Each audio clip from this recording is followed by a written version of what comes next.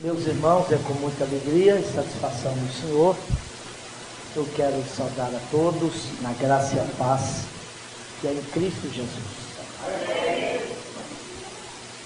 Feliz por estar com os amados irmãos aqui esta noite, ver aqui e abraçar o pastor Sampaio, pastor desta comunidade que se reúne aqui para servir o Senhor, convidado por ele para estar participando desta quinta conferência e escola bíblica. É uma alegria poder rever aqui muitos amigos, irmãos de longa data, e com isso matar a saudade de muitos, como o pastor Rubens Veloso de Andrade, pastor João Bosco, o Paulo Olímpio já foi algumas vezes me visitar a Goiânia, pela terra quente, bem como toda a família aqui reunida, todo o povo de Deus, abraçar aqui pastor Antônio Sampaio, a pastora Rosa, toda a família, todos os irmãos que celebram o Senhor aqui nesta casa de oração. Eu vi aqui o pastor Jorge Batista, eu me lembro que de uma feita que aqui estivemos, ele também ministrou, e nós fomos especialmente abençoados por Deus pela instrumentalidade deste homem de Deus, instrumento de fácil manejo nas mãos do Senhor. Meus irmãos, eu venho aqui com uma convicção muito forte no meu coração, de que a igreja do Senhor, aqui presente, aqui representada, separou esses dias para estar aprendendo alguma coisa das Escrituras concernente ao tema que o pastor Sampaio já me informou previamente. Mas eu também preciso honestamente dizer aos irmãos que eu não venho aqui para trazer certezas absolutas com relação a esse tema. Porque muitas das vezes certezas absolutas não passam de mentiras canonizadas. Certezas absolutas, muitas das vezes, não são mais do que mentiras canonizadas. Por que eu digo isso? Antes de ler o texto aqui, para uma introdução geral, pois que nas palestras sequenciais nós vamos especificar algum subtema, alguma ideia específica dentro do tema geral. E eu digo isso pelo fato de que nós temos nas mãos, e não só nas mãos, na mente e no coração, as Escrituras Sagradas. Ela é a revelação de Deus.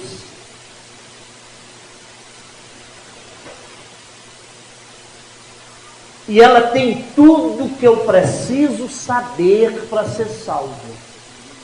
Mas não está nela tudo que existe para saber.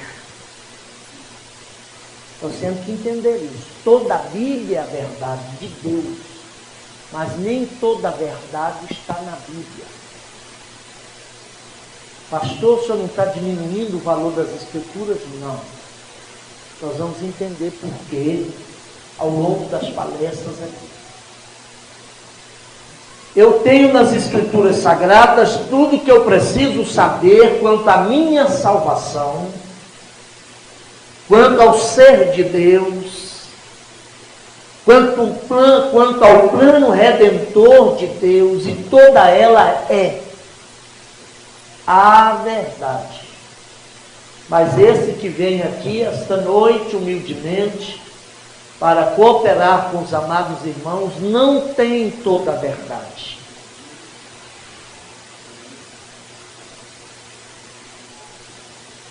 Olha que eu, por ossos do ofício, eu estava vindo, conduzido ali pelo nosso amado irmão, até esqueci de perguntar o nome dele, Adilson, e o seu companheiro, que bondosamente me conduziram, e olhando a paisagem aí ao lado da Dutra, e há 31 anos passados eu passei pela primeira vez ali, vindo para o Instituto em Pindamonhangaba. Naquele ano, mais precisamente de 1984, pastor Justina Légua Sachimbombo, que vocês conhecem, também era aluno. E depois eu retornei em outro período, ele já era professor ali, e foi então meu professor.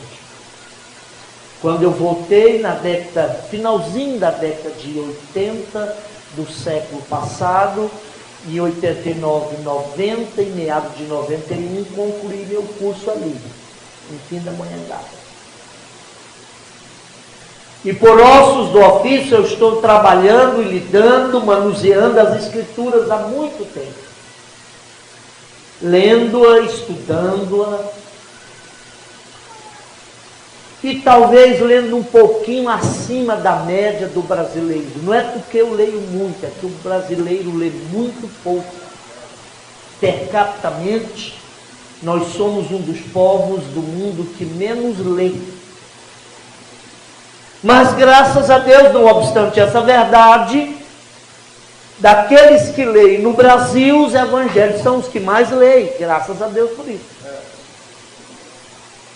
E tem tudo a ver com a nossa temática aqui e o modo como eu quero introduzir a minha participação aqui. Mas embora tendo lido e estudado a Bíblia muitas e muitas vezes, eu não a conheço na totalidade, nem mesmo em profundidade. Porque a Bíblia, eu já disse, é um livro que revela Deus. E o Deus revelado nas páginas desta Bíblia é um ser infinito, imarcessível na sua natureza, soberano, de infinita majestade, que é por sua natureza essencial espírito. Portanto, ele não ocupa lugar no espaço aqui, embora todo o espaço esteja ocupado pela presença dele, porque ele é onipresente.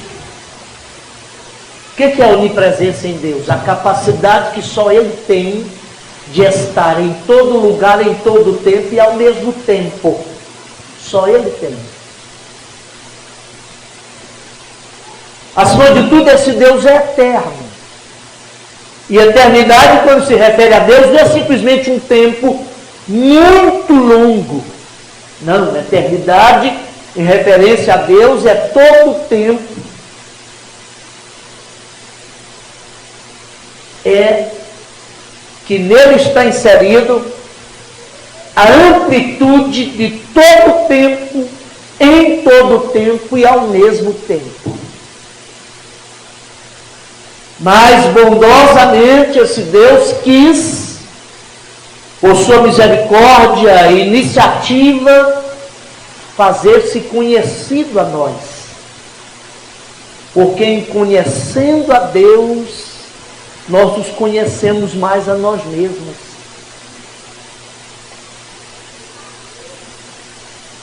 Eis a razão porque nós temos que estudar as Escrituras. E eu disse inicialmente que eu não venho aqui trazer certezas absolutas, porque olha, esse ano eu estou completando 86 vezes que eu leio o livro. Além de estudá-lo exaustivamente, pequenas porções.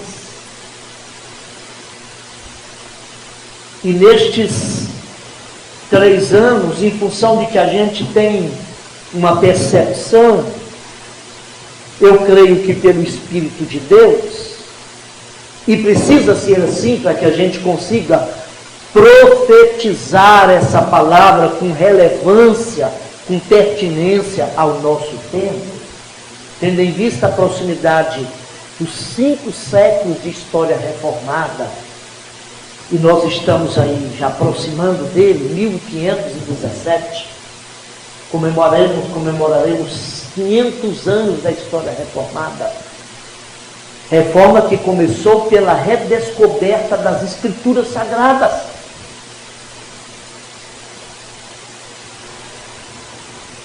Eu me propus ler um pouco mais, no que concerne a compreensão ampla desta revelação de Deus, tomando por base as Escrituras, falando das Escrituras, mas ficando nas Escrituras. Uma coisa é falar da Bíblia, outra coisa é falar na Bíblia.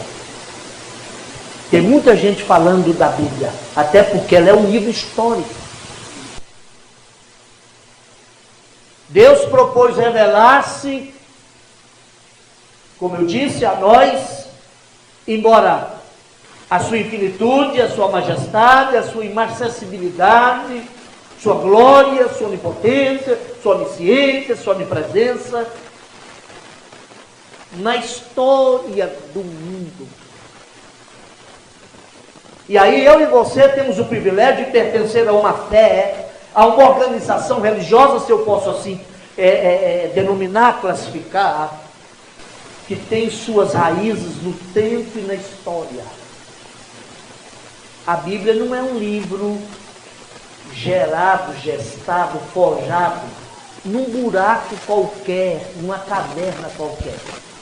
Um iluminado qualquer se enfurnou em um buraco em algum lugar do mundo e saiu de lá com uma história, um livro religioso e nos levou. Não. A Bíblia é um livro produzido por inspiração do Espírito Santo, daí a palavra grega theopneustos, soprado por Deus, ao longo de 1600 anos de história, na saga, na concretude do tempo e do espaço, conforme a vida ia acontecendo. Eu acho isso extraordinário. E vocês vão entender por que eu estou começando assim ainda na introdução de hoje. Porque Deus é um Deus contador de histórias. Alguns até dizem que Deus não é nem teólogo, Deus é pedagogo. Ele conta história para nos ensinar verdades do seu ser. Quando uma criança nasce no mundo, é Deus começando uma nova história. Porque a partir daquela vida ele pode, e efetivamente, ele pode trazer uma nova história.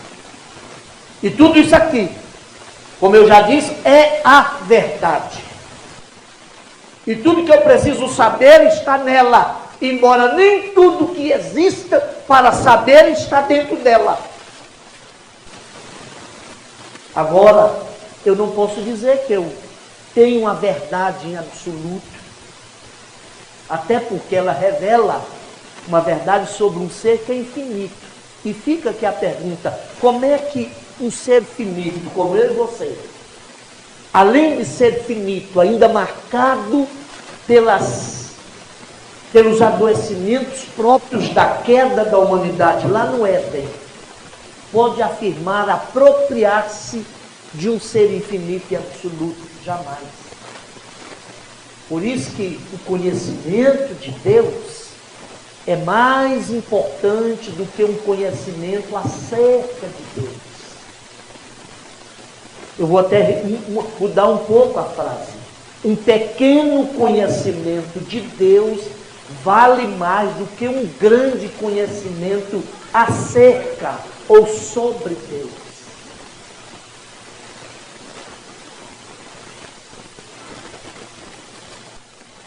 E aí, eu estou estudando a Bíblia, 30 anos de ministério completei já, mas desde os 14 anos eu venho lendo o livro.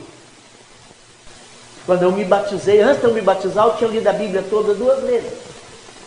Me batizei com 14 anos de idade. E todos os dias a minha compreensão dela está mudando. Mas não é a Bíblia que muda. É porque ela é uma verdade que revela um ser infinito. E eu, finito, no afã de conhecê-lo, vou mudando minha compreensão, vou avantajando. Então a Bíblia não pode ser engessada. Por isso que eu disse que nós não podemos ter certezas absolutas. Porque muitas certezas absolutas não passa de mentiras canonizadazinhas, hermeticamente guardadas em caixinhas fechadas. E nós não estamos aqui para aprisionar Deus, nem mesmo nas páginas desta Bíblia. Porque certamente o Deus que é poderoso para dar o livro, revelando o seu ser, é maior do que o livro. E a Bíblia não pode se tornar o cárcere de Deus. Tudo que está aqui é verdade dele. É ele se revelando a nós. Mas eu não posso aprisioná-lo e acorrentá-lo entre as duas páginas da Bíblia. Ele é maior do que o livro, porque ele continua sendo Deus, soberano, e pelo Espírito Santo está nos revelando dia a dia mais e mais desse bendito e glorioso livro. Eu disse ainda que nós estudamos o livro, porque nele Deus se revela a nós, e nós o estudamos para conhecer esse Deus por essa revelação aqui exarada, para que nós também nos conheçamos melhor. Então há alguma coisa errada aí. O pastor me deu um subtema, eu vou falar dele amanhã ou depois, sobre os desafios do neopentecostalismo nesta hora.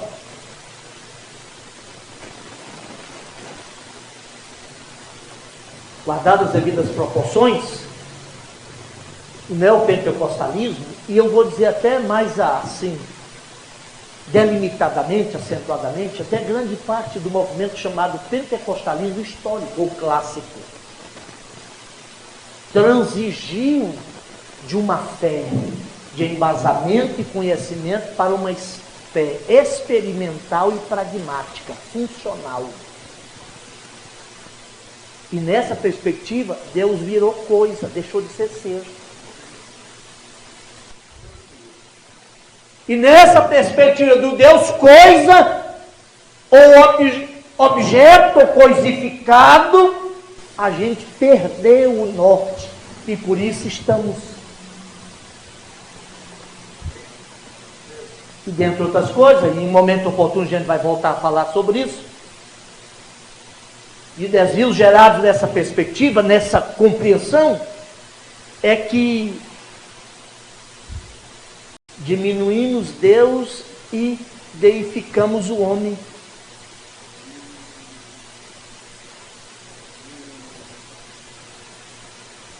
Porque todas as vezes que um homem na Bíblia chegou a Deus, conheceu mais de Deus, ele nunca contou um testemunho, nunca soltou rojão, gritou ai. E hoje tem gente imaginando que viu Deus, que viu um anjo, que teve celebração e sai soltando rojão em foguete. Não viu Deus ainda.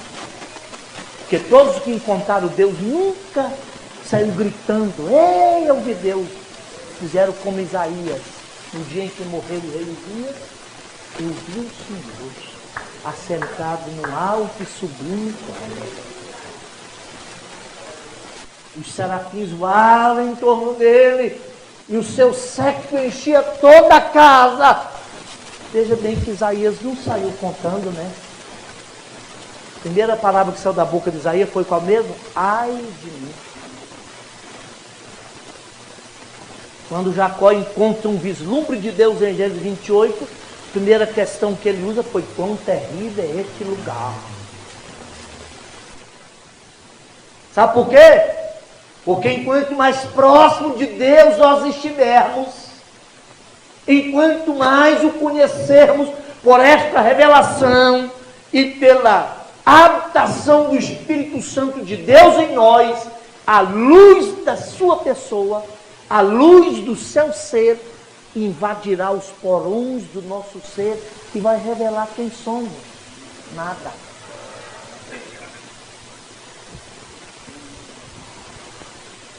Todos que em nome de Deus, ao assumir uma tribuna ou ao contar uma experiência, se torna ensimesmado, não vira o verdadeiro Deus ainda. Eu fico olhando, coisa extraordinária, eu vou voltar aqui. E hoje eu quero só dar uma pincelada no tema geral. Uma igreja, uma missão, uma mensagem. Eu fico olhando. Capítulo 4, livro do Apocalipse, aparece lá na visão de João. E eu até porque estou falando que eu não vou trazer aqui verdades, ou seja, certezas absolutas, e eu quero ter a liberdade de entender que o Apocalipse é também um livro que descreve toda a história do plano de Deus de modo teatral, como se fosse um encenamento, uma peça encenada no palco. Momento em que a igreja estava intensamente perseguida, João, inclusive, preso a mando de Domiciano, ele tem que usar símbolos. Mas no capítulo 4, até do 1 ao 3, João vê as coisas do ponto de vista da horizontalidade. Ele só vê tragédia. Mas aí no capítulo 4, se você ler Apocalipse, vai ter assim: João, sobe aqui. Como Deus dizendo, ele dizer para ele: daqui você vai ver o mundo a partir da minha perspectiva. Só que antes de você ter essa compreensão, vocês entender quem eu sou. No capítulo 4, João vê lá um trono. E nele assentado como cordeiro morto. Vestido de uma roupa está lá. Em torno dele 24 anciãos. Os estudiosos dizem que esses 24 anciãos podem fazer referência aos 12 patriarcas representando o antigo pacto e os 12 apóstolos representando a nova aliança. E eles recebem coroa.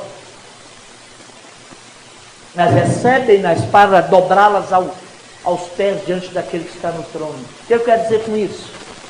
À medida que a gente conhece a Deus, e naquele dia, ninguém vai chegar lá com nome. Hoje eu sou muito preocupado com nomes, né? O ministério do fulano, do beltrano, do cicrano e tal. Se não rasgar toda a seda devida para o elemento que vem ao culto, né? Engraçado que os 12, se aqueles são os 24 anciãos, são os 12 patriarcas e os 12 apóstolos, logo, eles chegam lá sem nome. Não foi apresentado a Abraão, porque diante do nome, todo outro nome, qualquer outro nome se anula, porque no reino só tem um nome, o nome daquele que é sobre todo nome. Conhecendo a Deus, nessa perspectiva, nós os conhecemos melhores. E aí, eu quero pedir você para abrir o texto aí. Eu já tenho aberto aqui Mateus 28. Eu disse que eu vou tecer alguns comentários, é introdutório. Daqui a pouco eu encerro. Eu quero ter uma conversa, mesmo uma palestra assim, bem aberta, porque é uma noite de aprendizado. Mateus 28, verso 18 a seguir, diz: Jesus aproximando. Olha bem, é sempre ele que se aproxima. Sempre ele que toma a iniciativa de vir ao nosso encontro, como eu falei na revelação aqui. Porque se ele não tomasse a iniciativa de vir e revelar-se a nós não o conheceríamos. E aproximando-se, Jesus falou-lhes. Eu gosto disso aqui, porque esse pronome oblíquo da terceira pessoa do plural aqui dá a ideia de que o falar de Jesus aqui tinha endereço definido. Falou para eles quem? Um grupo específico. Para a gente entender o que é uma igreja. O grande problema hoje é que a igreja já não é mais igreja. Porque a ideia de igreja, de eclesia, uma conjunção do grego, uma preposição melhor, mas o verbo kaleo é chamar. Kaleo, kaleis, kalomen, kalete, kalusi. Eu chamo, tu chamas, eles chamam, vós chamais, eles chamam. Mas chamados de, para fora de. Aí virou o quê? Assembleia. Até uma redundância a gente botar na parede da igreja, Assembleia de Deus. Se a igreja tem que ser assembleia. E se a assembleia é igreja. Porque é da natureza da palavra eclesia ser assembleia. Mas hoje não tem mais assembleia. Tudo é decidido. Sai da cortina. A igreja precisa voltar a ser igreja. Porque Deus conta é com ela. Porque aproximando-se de Jesus, falou-lhes, esse pronome aí, do caso oblíquo, ele falou para quem? A quem se refere esse pronome lhes? Define. Dá endereço. Falou-lhes, dizendo. O que ele disse então? Toda autoridade me foi dada no céu e na terra. Está aqui a razão e causa da comissão. Toda autoridade me foi dada no céu e na terra. E ele diz, ide, portanto, olha bem a expressão aqui, fazei discípulos de todas as nações. Nações aqui não tem a ideia de geopolítica. Nações geopoliticamente reconhecidas pelas guerras, ou pela ONU, ou pelos tratados dos homens. Nação aqui é tradução da palavra original etnos, de etnia. E só no Brasil nós temos 274 nações desse sentido aí. Lá em Angola só tem diversas.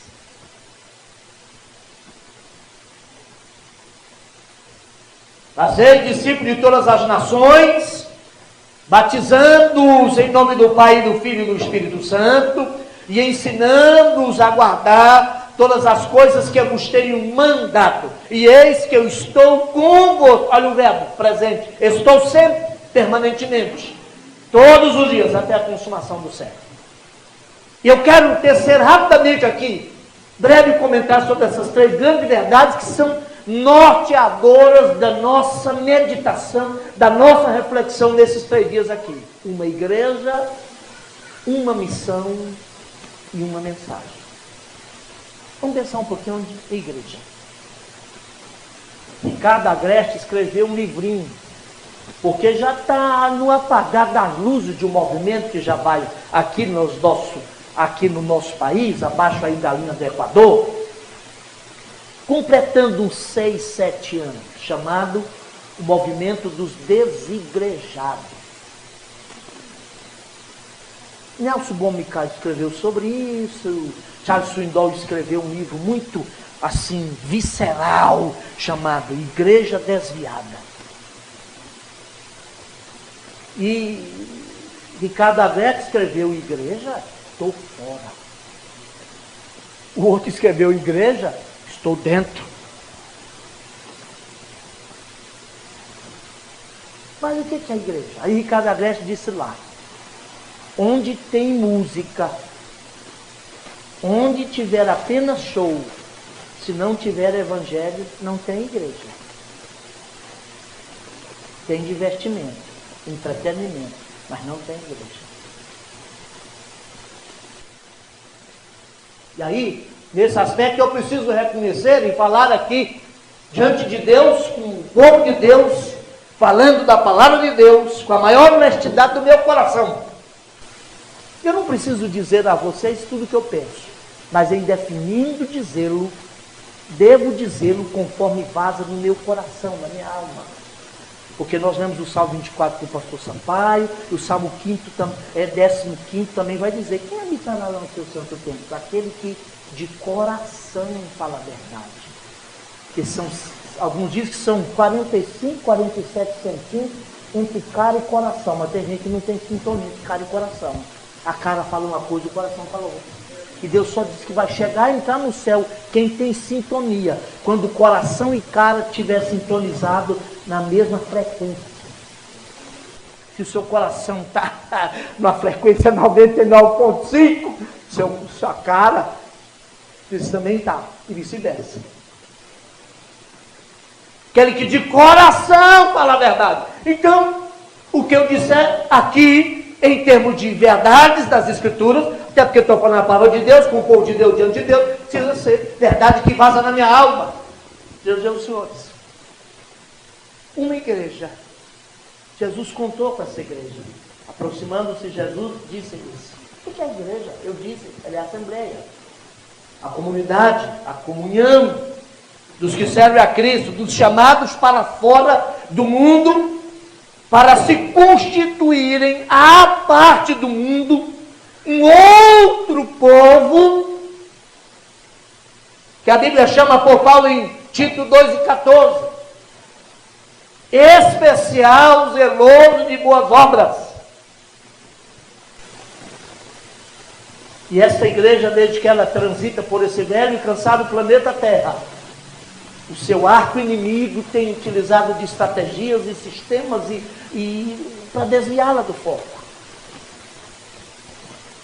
A igreja primitiva mesmo, ela sofreu isso. A primeira tentativa que Satanás utilizou para fazer a igreja parar ou dificultar a sua marcha foi a chamada perseguição, a oposição que vem de fora.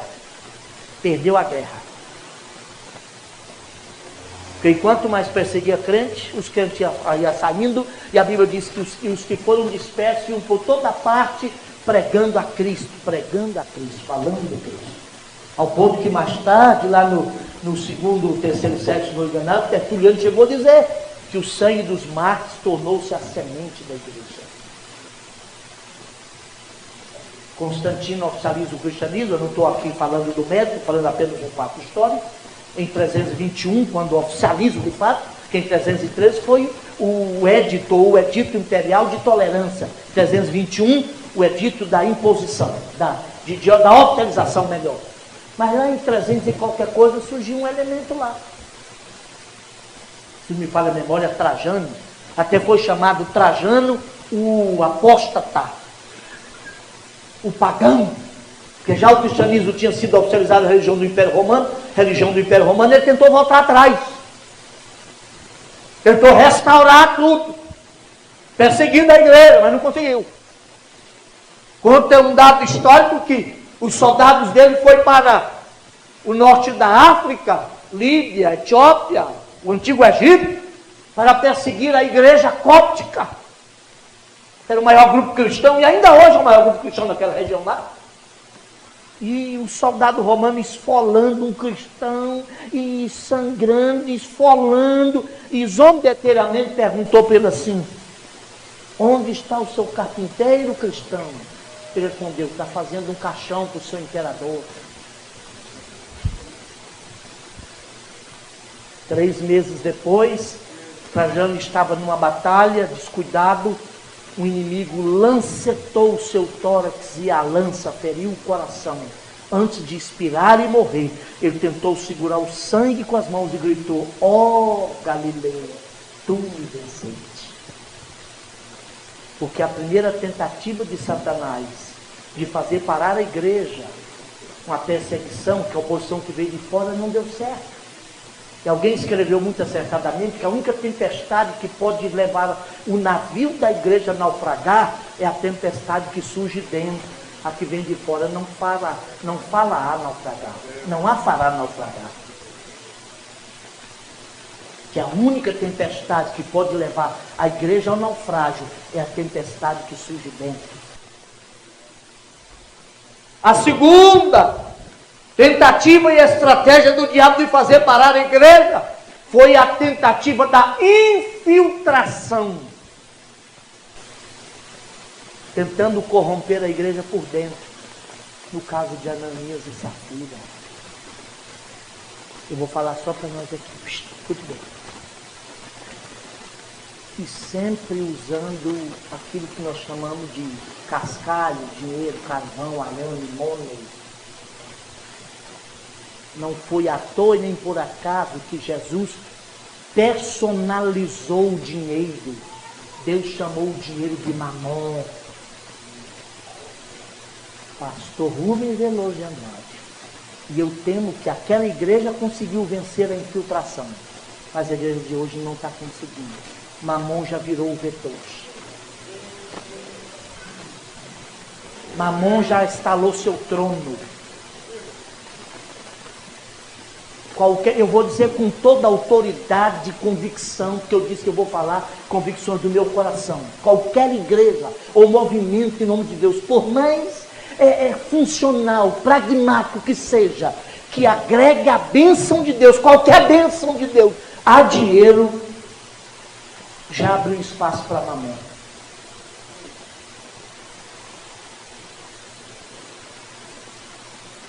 E olha, o pastor Sampaio disse aqui, eu sou lá de Goiás, vim para aqui, fiquei quase 13 anos, 12 anos e alguns meses aqui com o pastor José Ezequiel, depois de terminar meu curso lá em Pinda, fiquei trabalhando aqui na escola teológica, o irmão Sampaio trabalhou lá conosco, e muitas pessoas aqui ainda se lembram, e hoje eu pertenço a um ministério relativamente grande, 76 mil membros, 457 igrejas hoje. Nossas entradas gerais do ano passado foram 47 milhões de reais. No campo todo. Mas o meu pastor presidente orienta e pede para não falar em campanha. Ah, é proibido? Não, não é proibido não. Tem dois jeitos que a gente precisa evitar. A numerolatria ou a dinheirolatria e a dinheirofobia. Tem gente que fala tanto em dinheiro que já virou idolatria. E outros que não falam nada, que já tem medo de falar em dinheiro. Não, nós precisamos santificar o dinheiro. Mas só quando a gente santifica, quando você chegar na sua casa, eu estou falando de estudar a Bíblia, escola bíblica. Você vai abrir, se você quiser ainda hoje, até 23 horas, 59 minutos, 59 segundos, ainda é hoje. Então a noite é uma criança. Então, você abre lá em Deuteronômio capítulo 22. Está dito aqui, assim, certamente darás o dízimo de tudo quanto recolheres. Veja que o recolher tem que antecipar o dar. Essa história que o Murdoch inventou, de que dinheiro é semente, não tem fundamento na Bíblia. Eu digo por quê? Porque na tentativa de infiltração na igreja, que o diabo tentou através de Ananias e Safira, Pedro, pelo discernimento do Espírito, olhou para Ananias e disse: Ananias, quem é que te pediu para vender a fazenda, rapaz? Vendendo ou não vendendo, ela era tua. E tem gente que imagina que tudo que aconteceu com a Ananias e Safira, porque não deu dinheiro, né? Não. O texto de Atos 5 diz que não foi por causa disso. A questão foi porque ele se ofereceu ao diabo como instrumento para enfermar e corromper a igreja, envolvendo o trato com o dinheiro. E infelizmente parece que está acontecendo hoje.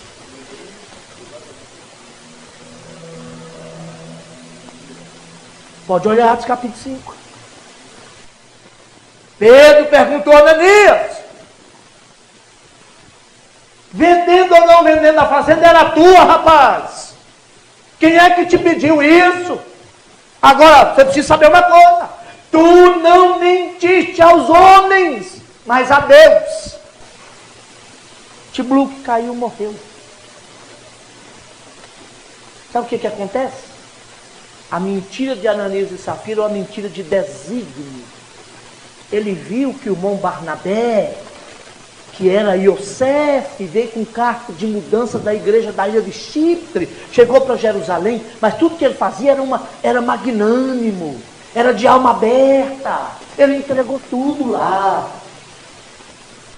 E Ananias e Safira imaginou que iria comprar simpatia e, olha, boa reputação da igreja, enganando a Pedro. Só que por trás de Pedro tem o Espírito Santo. Se bem que o Pedrão daquela vez já estava de mão limpa, né? Hoje não acontece muito, porque às vezes se Deus começar a agir daquele jeito, ele tem que começar matando o Pedro, porque o Pedro já meteu a mão na propina. Você pegou, deve começar a matar o Pedro, aí fica feio.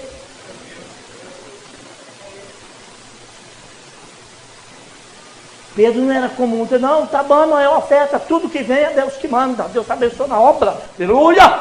Pedro não falou isso. Fica com o teu dinheiro para ti, Ananias. Porque assim, se Pedro não tivesse agido ali, Satanás teria adoecido a igreja naquele momento.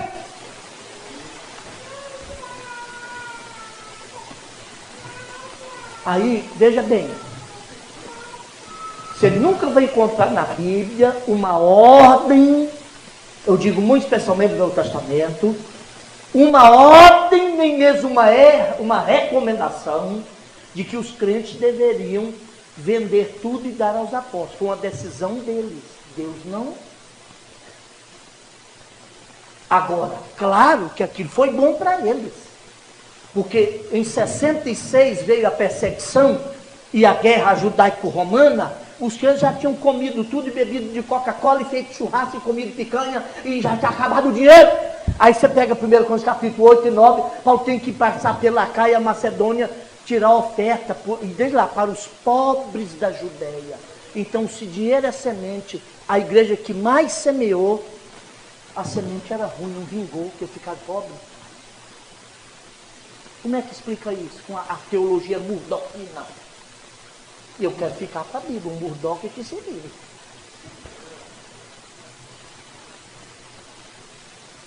O que era semente lá em 1 Coríntios capítulo 8, não é necessariamente o dinheiro, é a atitude de voluntariedade. E aliás, fere a interpretação que essa cultura da mamonização que tomou conta hoje, porque hoje o cara dá para enriquecer. E lá diz assim, aquele que muito semeou,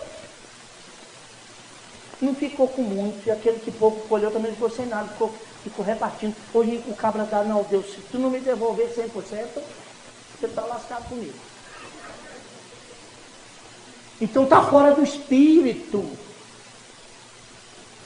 que é a igreja? O que eu estou falando aqui? Para aplicar essa verdade, da ótica do evangelho, igreja é essa comunidade dos salvos, que sentem a necessidade uns dos outros. Atos capítulo 4, versículo pelo 29 até 31, e ninguém dizia que uma coisa era propriamente sua, porque e tal, comunhão. Companheira, comer pão com.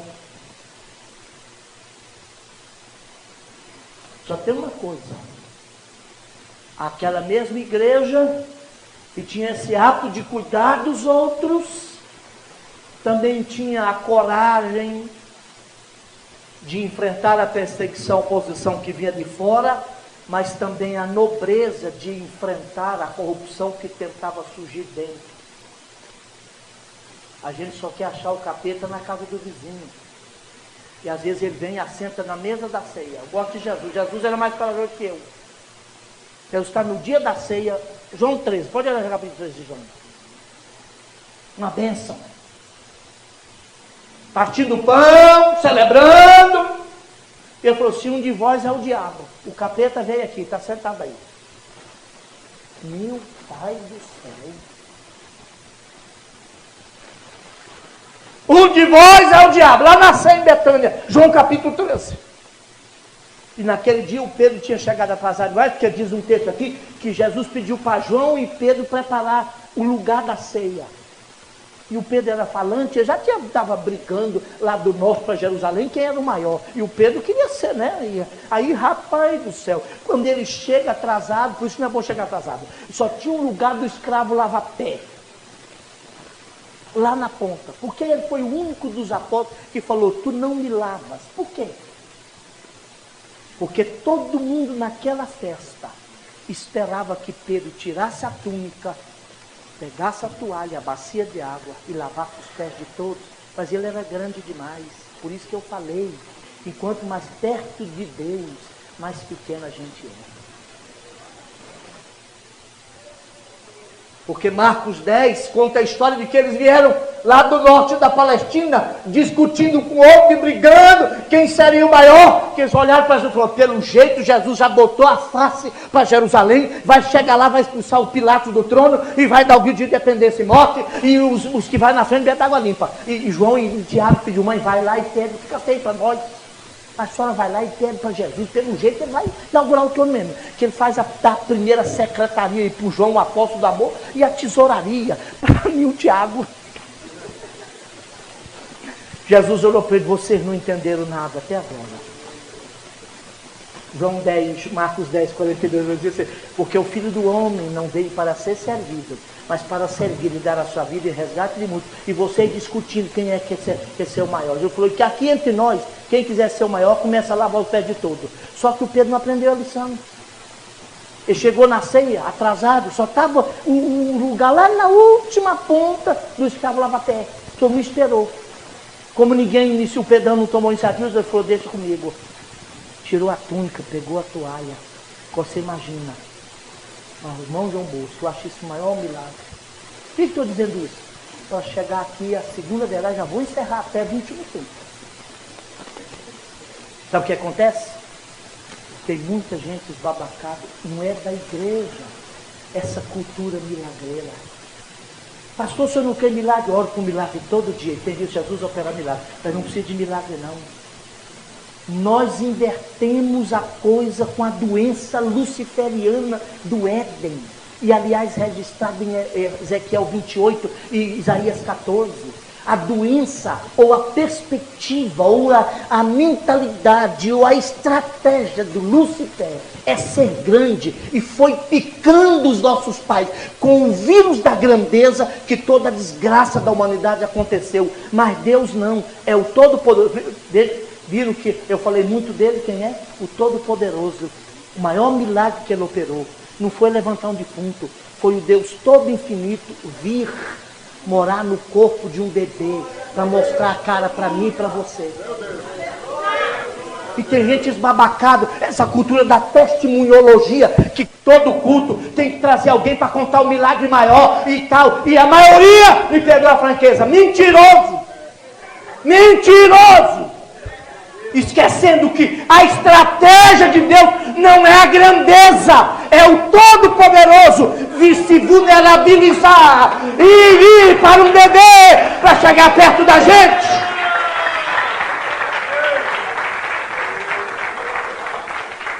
Por isso que igreja, além de ser igreja, tem uma missão e tem um evangelho, tem uma mensagem.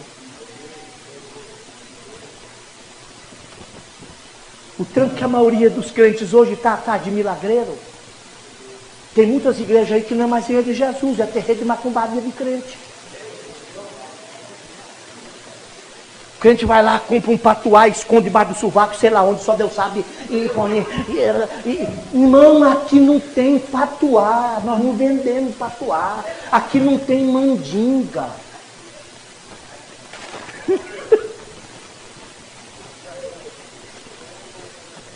Aí esquece que ali naquela ceia, eu acho isso tremendo, aqueles que eram humanos, picados pelo vírus do absolutismo luciferiano, queriam ser grande, e o que era realmente grande desceu-se ao nível do mais degradado escravo, e os homens tiveram a oportunidade de ver a face de Deus refletida na água de uma bacia, em que Deus lavaria os pés de gente ruim como Jesus. Você já parou para isso? Deu ex-si, não tem milagre maior do que este. E eu não preciso de nenhum outro milagre para continuar crendo, para ser crente. Esse me basta. Aleluia. Max Lucado escreveu alguns 4, 5 livros sobre isso, falando de Jesus. O seu nome é Salvador, ele escolheu os espinhos. 6 horas de uma sexta-feira, Deus chegou mais perto. E num desse livro ele diz que Deus resolveu vir tomar sopa na casa de Maria. Você imagina, Maria fazendo papinha de mucilon, papinha de maisena para alimentar o Deus enrolado em lençol. E tem gente achando que agora a gente tem que aculpar Deus, que Deus está querendo mostrar força e medir força com o diabo. Não tem não, irmão. Deus não tem interesse nenhum de medir força com o diabo, porque quem é, não precisa demonstrar que é. Aquele que fica preocupado em demonstrar que é, porque não é, porque quem é.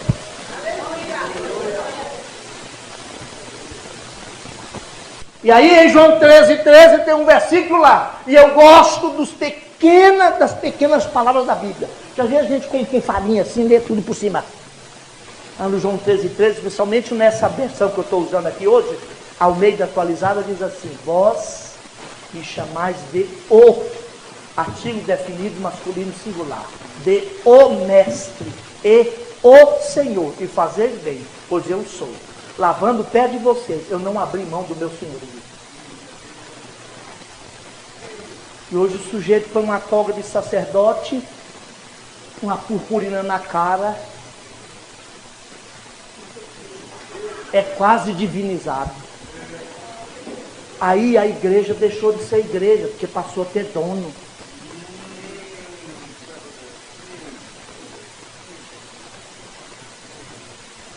Uma igreja, vou falar da segunda e vou encerrar, uma missão. Mas eu disse que Satanás usou três estratégias. Primeira, a perseguição, a oposição que vem de fora. Segunda, a infiltração, o perigo que surge de dentro. E terceiro, a distração. E essa vingou, não lá, mas hoje.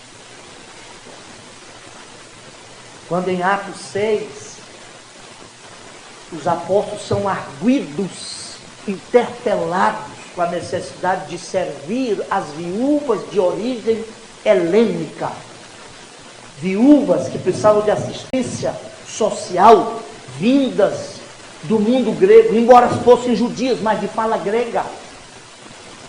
Satanás estava tentando, vão tirar os apóstolos do foco, vão fazer com que isso, a igreja, vire um ambiente de entretenimento, de divertimento.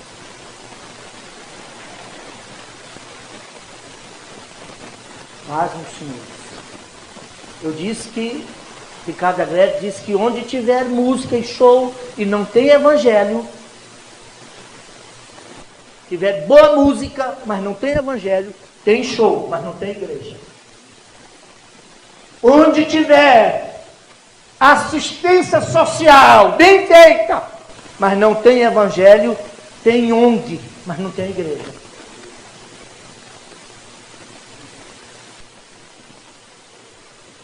Onde tiver uma presença legal, uma comunidade bacana, uma música, o interesse de se encontrar, e a igreja também serve para isso, aqui nós temos comunhão uns com os outros e nos encontramos aqui, mas onde tiver apenas ajuntamento social e não tiver evangelho, é clube, mas não é igreja. Sabe por quê? Porque o que define a igreja como igreja de Jesus é a sua missão e a sua mensagem. Fica lá perto. E o grande problema hoje, naquilo que o Satanás tentou lá em Atos 6, desfocar os apóstolos do objetivo, tirá-los do alvo. Eles entenderam pelo Espírito Santo, olha, não convém que nós deixemos o ministério da palavra e da oração para cuidarmos desse importante negócio. Era importante, mas o grande problema hoje, quando a gente deixa de ser igreja, a gente troca o necessário pelo importante. Tem muita coisa importante, mas não é necessário.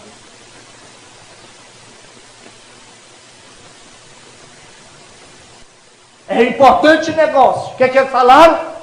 Elegei dentre vós 7 varões, e aí a gente já começa a falar para a liderança, 7 varões de boa reputação, cheios do Espírito Santo e de sabedoria, e nós vamos constituí-los para gerir, cuidar desse negócio aí, de atender as viúvas. Quanto a nós, vamos dedicar a oração e a ministração da palavra. Sabe o que está acontecendo aqui? Aí eu encerro nessa reflexão breve. O grande problema hoje é que nós substituímos instrução por distração.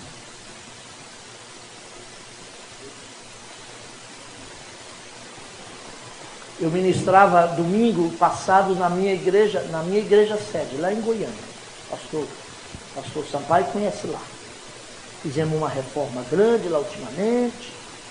Está um tempo bonito. Quem quiser ter acesso a ela aí, está na internet aí. Desde o site www.campinasgoiania.com.br, adcampinas@cultura, adcampinas Goiânia, se você não botar Goiânia, sai Campinas São Paulo aqui, adcampinasgoiania@cultura.com. Pode sintonizar a nossa rádio, a Rádio Paz FM, também transmite pela internet. Nossos cultos lá, especialmente de terça e domingo. Hoje está pregando lá o pastor Messias, aquele lá do sul. Eu deixei lá em Goiânia e corri para cá. Você pode assistir o culto. Mas domingo passado eu ministrava lá. E disse que eu não sei se atualmente nós estamos alimentando ovelhas ou divertindo bodes.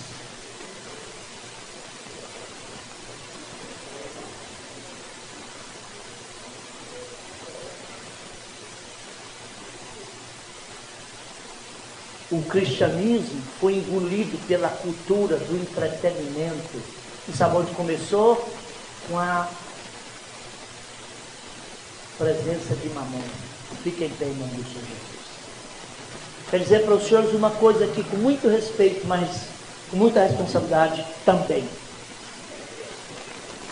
Há 4, 5 anos atrás, ministrando aí encontro para esse Brasil afora, quer em Camburu, lá no Paraná, Rio de Janeiro eu fui algumas vezes, no Centro-Oeste, onde eu vou mais.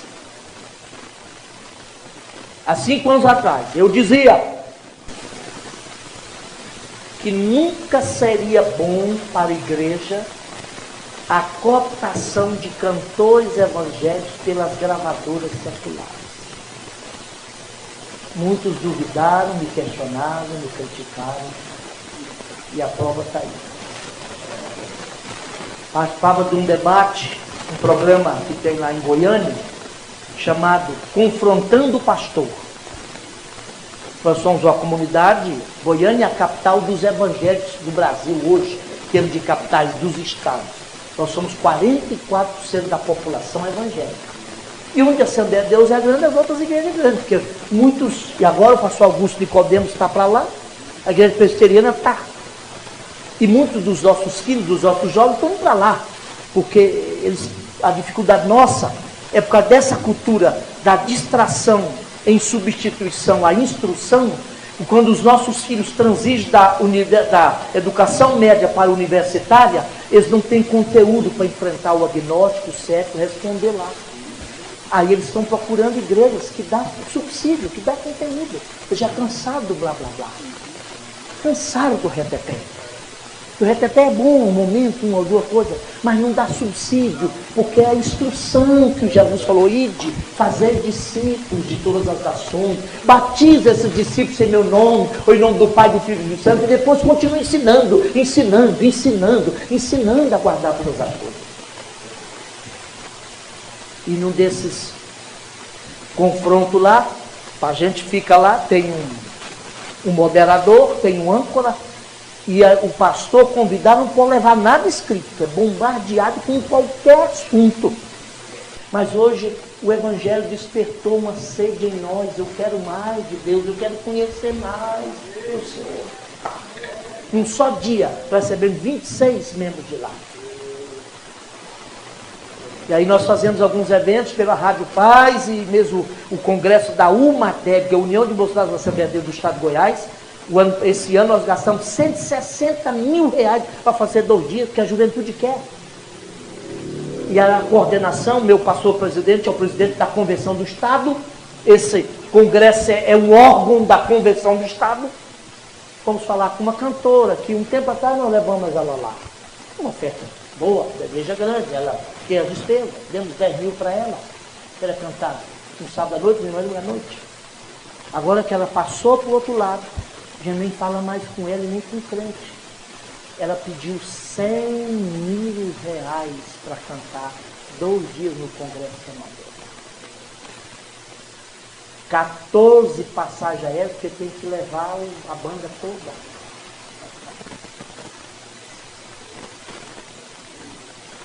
E aí, o elemento ainda teve a coragem de dizer, e tem mais, se a gente fechar o contrato, vou mandar o contrato para vocês, o dinheiro, vocês têm que depositar 50% na conta 15 dias antes do evento, e tem mais, vocês preparam um camarim aí, põe cerveja lá e põe uísque, porque crente é só ela, os músicos dela, e a gente não é crente não. Agora eu pergunto, onde a gente vai parar? E eu pergunto, isso é igreja? Parece que não é mais não. Porque se for a questão de ter um nome que ajunta a gente, é melhor a gente começar a contratar o Zezé de Camargo e o Luciano, eles ajuntam muita gente. Até eu estou puxando a sardinha, porque são lá do Goiás. A brasa para a sardinha minha. Mas o reino de Deus não basta fazer a coisa que dá certo, tem que fazer a coisa certa. O que eu quero dizer com isso? Ou a gente permanece igreja, e para ser igreja ela tem que assumir a sua missão, e para ela cumprir a sua missão ela tem que ter uma mensagem, e a mensagem dessa igreja é o Evangelho, ou então a gente vai ser nivelado por baixo e seremos expelidos pela mesma urina da história para a vala comum dos apequenados e medíocres. Que aí a gente não é mais igreja. Aí eu observo que, embora sejamos um número considerável de evangélicos nesse país, nossa presença não está se fazendo sentir. Eu digo lá Goiânia, 44% da população evangélica. Mas a violência não parou. O crime não parou. O tráfico de droga não parou. Agora, esses dias, o vigia noturno da nossa igreja teve que cortar o meliante do facão. O pior, são filhos de crentes que chegam nos nossos tempos. Um tempo atrás nós tivemos mais de 200 templos assaltados e roubados o som. Filhos de crentes. O evangelho que não transforma, adoece. Eu digo para você, é pior evangelho adoecido do que paganismo declarado. Deus nunca teve problema com o paganismo e com as forças do inferno. Deus sempre venceu, mas todas as vezes que a sua igreja adoeceu, aliás, dos 27 livros do Novo Testamento aqui, 21 são cartas, e no mínimo 17 e 18 delas são para corrigir tentativas de adoecimento da doutrina e da verdade, da compreensão do Evangelho, que o Espírito Santo entendeu. Se a igreja adoecesse no pensamento, ela seria pior do que paganismo. Pai querido, nós estamos diante de Ti nesta casa de oração. Meu Deus! Mas também vivemos diante de Ti onde quer que porventura estejamos. Pois que não há nenhum lugar neste imenso universo onde a gente pode estar longe do Seu olhar. Pois a Tua presença invade e pervade tudo e a todos. Pai, nesse encontro, nesta conferência, nós subimos aqui, nós estamos aqui para procurarmos compreender melhor o que é a igreja e que implicações tem em ser igreja. Deu exi, deu ablubra,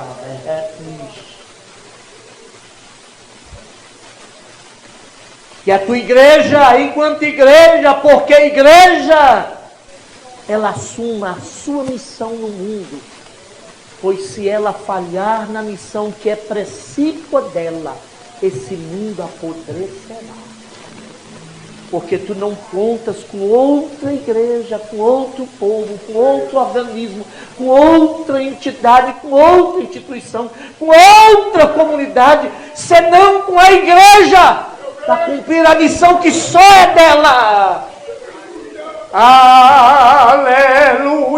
Espírito de Deus, traga um reavivamento que nos leve outra vez ao Evangelho, nos nos sature do Evangelho, dê-nos apetite pelo Evangelho e nos encha do Evangelho, e que esse Evangelho em mim, em nós e por nós seja encarnado e vivido aí fora. Espírito de Deus, como Isaías, esta noite nós gritamos: ai de nós, porque eu sou homem de lábios impuros e habito no meio do povo de impuros lábios, e há uma missão a fazer. E eu ouço a voz do Altíssimo gritando altissonantemente: quem irá por nós? Espírito de Deus, tira a brasa viva do altar da sua presença, purifica os nossos lábios e encha a nossa mente da verdade e apaixone o nosso coração pelo Evangelho e nos faça cumprir nossa missão como igreja, pois não nos interessa ser nada aquém e nada além de igreja. Fica conosco.